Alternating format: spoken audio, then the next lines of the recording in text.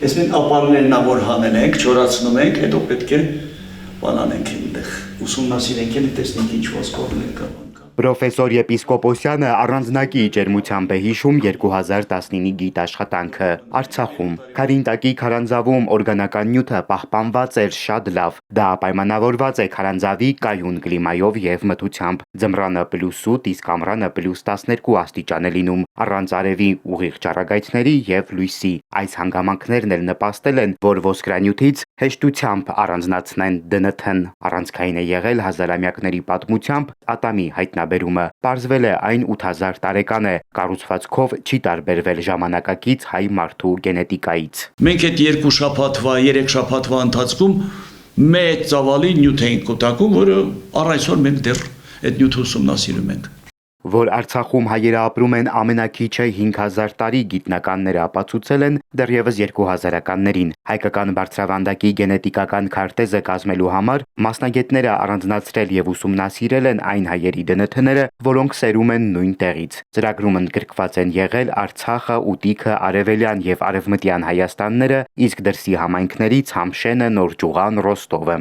Առնվազն 8000 տարի մեր գենետիկական նախնիները ապրել են այստեղ եւ այդ թվում նաեւ Արցախում, այսինքն արևելյան մասում հայկական բարձրավանդակի 8000 տարի առաջ։ Ոչ մի մասնագետ, ոչ մի պրոֆեսիոնալ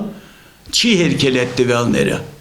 Այս փաստը միջազգային գիտական համայնքում շրջանառվում է ավելի քան 10 տարի։ Թեմայի վերաբերյալ մի քանի հոդված է տպագրվել դրսի հեղինակավոր գիտական ամսագրերում։ Ի տարբերություն մեզ Ադրբեջանը շրջանցում է գենետիկայի եւ գենոմի թեման։ Վախենում եւ խուսափում են ուսումնասիրել իրենց ծագումը, որպեսզի հավանաբար չբախվեն այն տհաճ անակնկալին, որին արժանացան թուրք եղբայրները 2022-ին։ Գենետիկորեն նրանք ընդհանրապես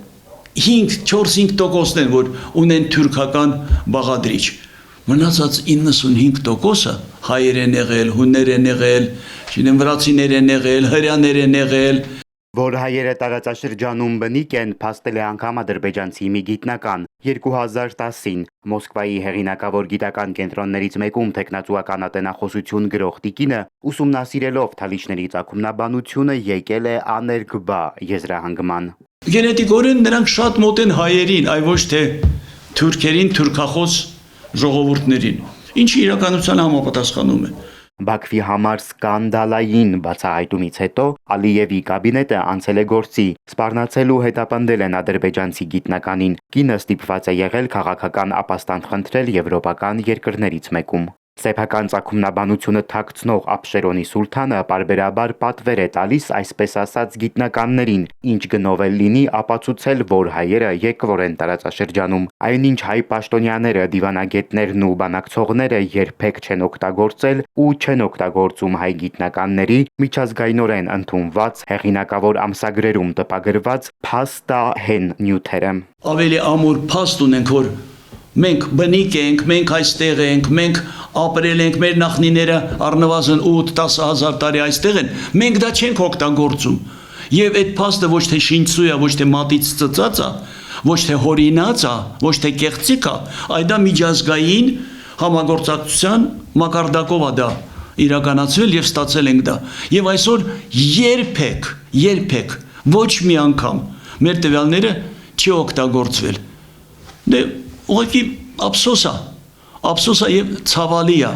Եպիսկոպոսյանը ասում է, որ Արցախը գենետիկայի առումով միշտ է եղել դոնոր Հայաստանի եւ հարևան երկրների համար, բայց ներհոսք կամ էթնիկական այլ խմբերի հետ միախառնում չի եղել։ Սևակ Վարդումյան, Ալեքսանդր Կիրոյան, Էպիկենտրոն։